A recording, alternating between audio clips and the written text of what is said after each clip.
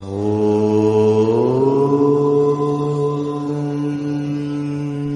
సాయినాథాయ నమః. శ్రీ సాయి సచ్చరిత్రము. ఇప్పుడు మీరు వింటున్నది 40వ అధ్యాయము. ఈ అధ్యాయము భక్తి శ్రద్ధలతో విన్నవారు వారి అందరి ధర్మబద్ధమైన కోరిక తీరాలని బాబాని మనస్ఫూర్తిగా ప్రార్థిస్తూ ఈ అధ్యాయంను ప్రారంభించదము. ఈ అధ్యాయంలో 2 కథలు చెప్పుదము. దహనులో బీవీ దేవ్ గారింటికి వారి తల్లి ఆచరించిన ఉద్యాపన వ్రతమునకు బాబా వెళ్ళుట, 2 బాంద్రాలోని హిమాట్ పంత్ ఇంటికి హోలీ పండుగ నాడు భోజనమునకు పోవుట.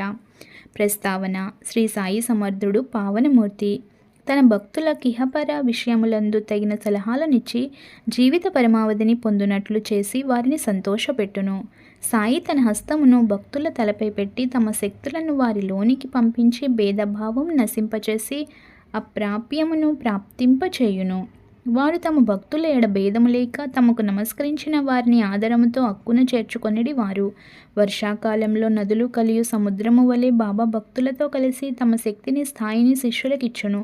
దీనిని బట్టి ఎవరైతే భగవద్భక్తుల లీలలను పాడిదరో వారు భగవంతుని లీలలను పాడిన వారి కంటే గాని అంతకంటే ఎక్కువ గాని దేవుని ప్రేమకు పాత్రులగుదురని తెలియవలేను.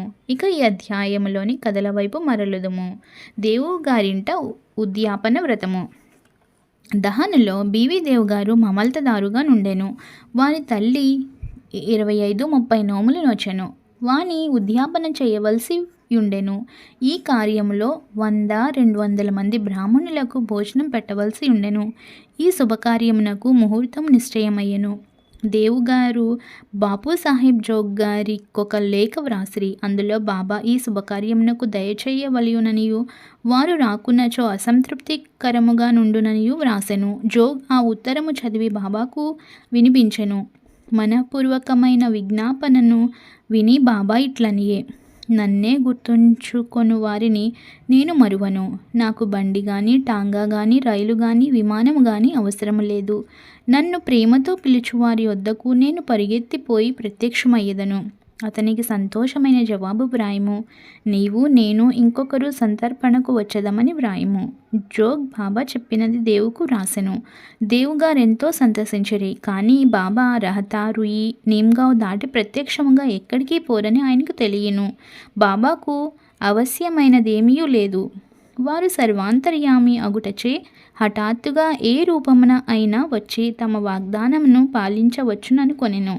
ఉద్యాపనకు కొద్ది రోజుల ముందుగా బెంగాలీ దుస్తులను ధరించిన సన్యాసి ఒకడు గో సంరక్షణకై సేవ చేయుచు దహను స్టేషన్ మాస్టర్ వద్దకు చందాలు వసూలు చేయు మిషతో వచ్చెను.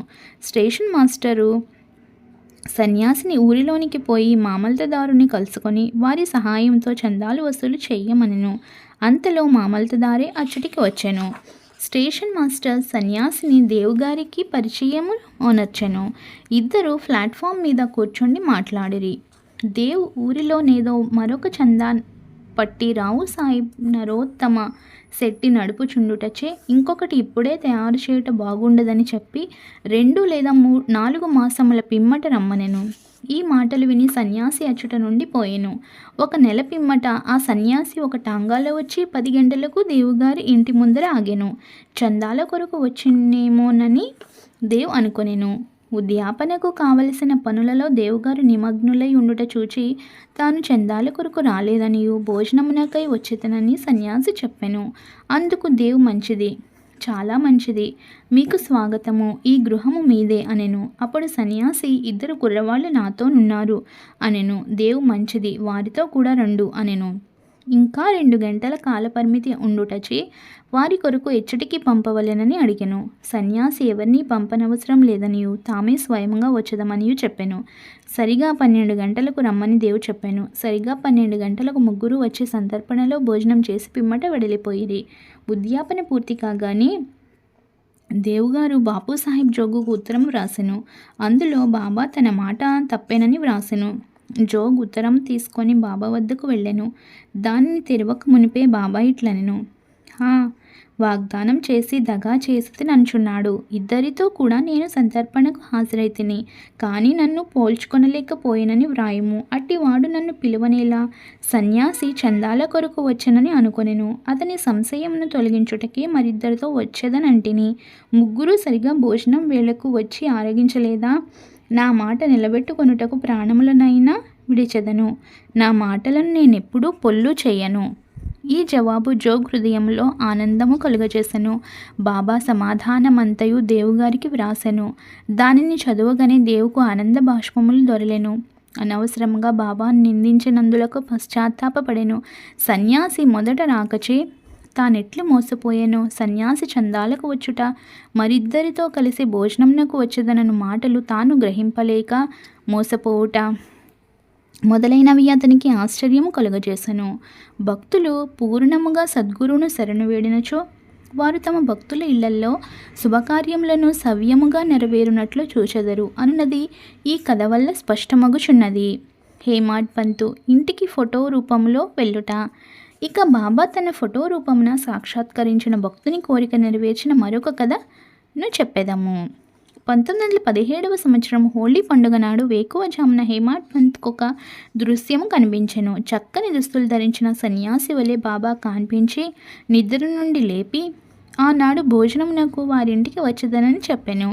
ఇట్లు తనను నిద్ర నుంచి లేపినది కూడా కలలోని భాగమే. నిజముగా లేచి చూచేసరికి సన్యాసి గాని బాబా గాని కనిపించలేదు. స్వప్నమును బాగుగా గుర్తుకు తెచ్చుకొనగా సన్యాసి చెప్పిన ప్రతి మాట జ్ఞాపకమునకు వచ్చెను. బాబాగారి సహవాసము 7 సంవత్సరముల నుండి ఉన్నప్పటికీ, బాబా ధ్యానం ఎల్లప్పుడూ చేయుచున్నప్పటికీ, బాబా తన ఇంటికి వచ్చి భోజనము చేయునని అతడు అనుకొనలేదు.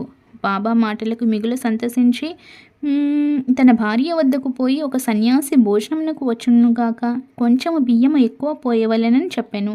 అది హోలీ పండుగ దినము. వచ్చువారెవరని, ఎక్కడ నుంచి వచ్చుచున్నారని ఆమె అడిగాను. ఆమెను అనవసరముగా పెడదారి పెట్టించక ఆమె ఇంకొక విధముగా భావింపకుండునట్లు జరిగినది జరుగునట్లుగా చెప్పనించి తాను గాంచిన స్వప్నమును తెలియచేశాను. షిరిడీలో మంచి మంచి పిండి వంటలను విడిచి బాబా తన వంటి వారింటికి బాంద్రాకు వచ్చున్నాయని ఆమెకు సంశయము కలిగెను. అందులకు హేమాడ్ పంతు బాబా స్వయంగా రాకపోవచ్చు, కానీ ఎవరినైనా పంపవచ్చును కనుక కొంచెము బియ్యం ఎక్కువ పోసినచో నష్టము లేదనెను. మధ్యాహ్న భోజనమునకై ప్రయత్నములన్నీ చేసిరి. మిట్ట మధ్యాహ్నమునకు సర్వము సిద్ధమయ్యెను. హోళీ పూజ ముగిసెను.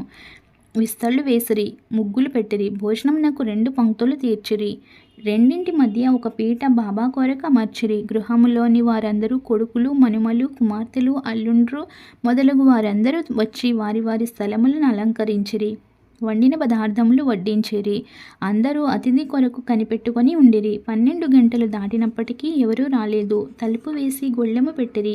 అన్నశుద్ధి అయ్యెను, అనగా నెయ్యి వడ్డించిరి. భోజనము ప్రారంభించుటకిది ఒక గుర్తు. అగ్నిహోత్రునకు శ్రీకృష్ణునకు నైవేద్యము సమర్పించిరి. అందరూ భోజనం ప్రారంభింపబోచుండగా మేడ మెట్లపై చప్పుడు వినిపించెను. హేమాడ్ పంత్ వెంటనే పోయి తలుపు తీయగా 2 మనుషులచట నుండిరి. ఒకరు అలీ మొహమ్మద్, వేరొకరు మౌలానా ఇస్ము ముజావర్. ఆ ఇరువురు వడ్డనమంతయు పూర్తి అయి అందరూ భోజనం చేయుటకు సిద్ధముగా నిండుటను గమనించి హేమాడ్ పంతును క్షమించుమని కోరి ఇట్లు చెప్పిరి. భోజన స్థలం విడిచిపెట్టి మా వద్దకు పరిగెత్తుకొని వచ్చేతివి. తక్కిన వారు నీ కొరకు చూచుచున్నారు. కావున ఇదిగో నీ వస్తువును నీవు తీసుకొనుము. ఆ తర్వాత తీరుబడిగా వృత్తాంతమంతయు తెలిపెదము. అట్లనుచు తమ చంకలో నుంచి ఒక పాత వార్తాపత్రికలో కట్టిన పటమును విప్పి టేబుల్ పైన పెట్టిరి. హేమాడ్ పంత్ కాగితము విప్పి చూచేసరికి అందులో పెద్దది చక్కని సాయిబాబా పటముండెను. అతడు మిగులు ఆశ్చర్యపడెను. అతని మనసు కరిగెను, కళ్ళ నుండి నీరు కారెను, శరీరము గగుర్పాటు చెందెను. అతడు వంగి పటములోనున్న బాబా పాదములకు నమస్కరించెను.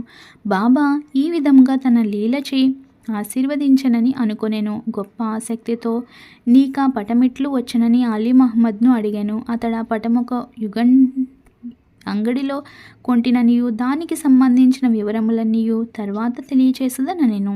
తక్కిన వారు భోజనమునకు కనిపెట్టుకొని ఉండుటచే త్వరగా పొమ్మని అనెను. హేమాడ్ పంత్ వారికి అభినందనలు తెలిపి భోజనశాలలోనికి పోయెను. ఆ పటము బాబా కొరకు వేసిన పీటపై పెట్టి వండిన పదార్థములన్నీ వడ్డించి నైవేద్యం పెట్టిన పిమ్మట అందరూ భుజించి సకాలంలో పూర్తి చేసిరి. పటములోనున్న బాబా యొక్క చక్కని రూపును చూచి అందరూ అమితానందభరితులయ్యిరి. ఇదంతా ఎట్లు జరిగినని ఆశ్చర్యపడిరి. ఈ విధంగా బాబా హేమాడ్ పంత్కు స్వప్నంలో చెప్పిన మాటలను నెరవేర్చి తన వాగ్దానంను పాలించుకొనెను. ఆ ఫోటో వివరములు అనగా అది అలీ మహమ్మద్కి ఎట్లు దొరికెను, అతడెందుకు తెచ్చెను, దానిని హేమాడ్ పంత్కి ఎందుకు ఇచ్చెను అన్నవి వచ్చే అధ్యాయంలో చెప్పుకుందాము. 40వ అధ్యాయం సంపూర్ణము. సద్గురు శ్రీ సాయినాథార్పణమస్తు. శుభం భవతు. ప్రియమైన స్నేహితులారా, మనం రోజు బాబా పారాయణతో పాటు బాబా సూక్తులను కూడా తెలుసుకుంటున్నాం కదా.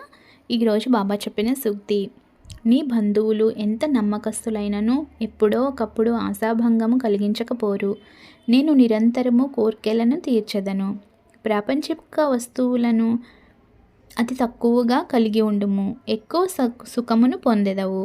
నేను భౌతికముగా ఫకీరుని, ఆధ్యాత్మికముగా చక్రవర్తిని.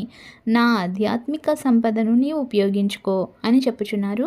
మై డియర్ ఫ్రెండ్స్, ఈ వీడియో కనుక మీకు నచ్చినట్లయితే ప్లీజ్ లైక్ చేయండి, షేర్ చేయండి, అలాగే సబ్స్క్రైబ్ చేసుకోండి. Thank you for watching this video.